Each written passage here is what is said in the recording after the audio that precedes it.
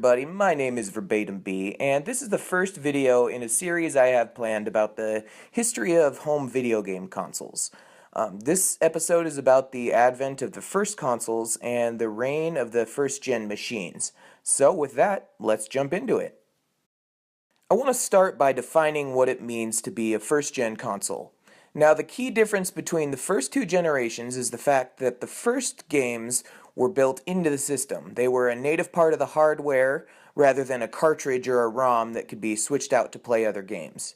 Now, in addition to that, all first-generation console games occupied just one screen. Color graphics were really basic, usually just one or two colors, sometimes three if you were lucky. Audio was either single channel or non-existent, and the games used transistor-based logic to run, rather than microprocessor-based logic as would become the norm in the next generation. Games were incredibly simple on these consoles, with the vast majority of them being clones of Pong. Players would control a line, a block, or a dot, rather than a pixelized sprite. And although later systems included the ability to change the playfield, or even the game in some cases, without doing this switching manually, the entire experience of a game was limited to a single, non-flip screen playfield. The first console of its kind, the Magnavox Odyssey, was released in 1972. 6 years earlier, in 1966, while exploring the idea of an interactive television, a man by the name of Ralph Baer created a simple two-player game called Chase that consisted of two dots chasing each other around a screen. Baer showed his invention, then simply called the Brown Box, to the Director of Research and Development at Sanders Associates where he worked at the time. The director responded by funding Baer's research and made the project official. Before long, a third machine-controlled dot was used to create a ping-pong game. A light gun that could be aimed at a target controlled by another player was developed, and Baer had decided to sell the product to cable TV companies. Baer's idea was that a static image could be projected by the cable companies as a background, allowing more games to fit into the console. Late in 1969, Baer signed an agreement with Magnavox, and a few alterations were made to the console, most notably removing the color graphics and replacing them with translucent plastic sheets that the user could put on their TV screen to simulate color. This was done to reduce production cost. Even so, when the Magnavox Odyssey finally launched in August of 1972, it cost the equivalent of about $570 in today's money. One interesting thing of note here is that Nintendo made its first foray into the video game industry producing light guns for the Odyssey. In 1970, 2 years prior to the release of the Odyssey, a man named Nolan Bushnell saw a demonstration of a game called Space War, created by some MIT students, and attempted to make an arcade game out of it. The subsequent game, titled Computer Space, sold very poorly, but that didn't deter Bushnell, who after seeing an Odyssey demonstration in 1972, set to work creating an arcade version of the Odyssey's ping-pong game. He would dub the game Pong. Following the release of the Odyssey was a 3-year period in which the system received very little serious competition.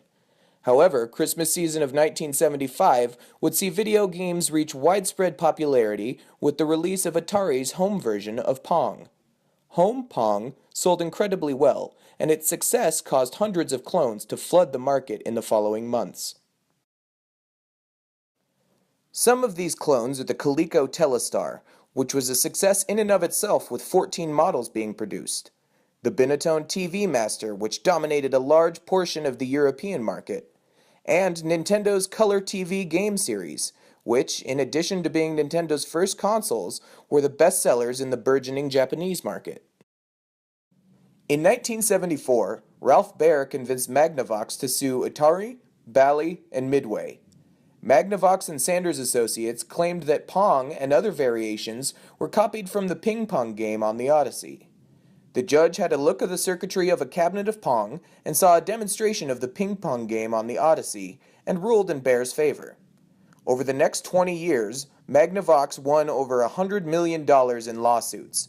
Baer himself would continue to work on the Odyssey systems until the dawn of the cartridge-based consoles in 1978. At that point, he shifted his focus and created the classic electronic game Simon for Milton Bradley. The console generation that Baer had birthed with his creation would last until 1980, when Nintendo finally stopped production on its Color TV game units, nearly a full 2 years after its competitors had ceased production on their comparable consoles. The first generation of consoles came to a close like every generation since, with the arrival of the next generation. The beginning of the end came in November 1976 with the release of the Fairchild Channel F, the first ever cartridge-based console, which allowed a potentially infinite number of games on a single machine. However, due to the prohibitively high price of the early second-generation consoles, there was little effect on the market share of the Gen 1 systems. That would all change less than a year later due to a few specific occurrences. The first of which is the dawn of the golden age of arcade games. The second, and arguably more important event, is the release of the Atari 2600 on September 11th, 1977. Alright, that's it for episode 1 in my Console Chronicles series. Check back next week to learn about the glorious rise and calamitous fall of the second generation.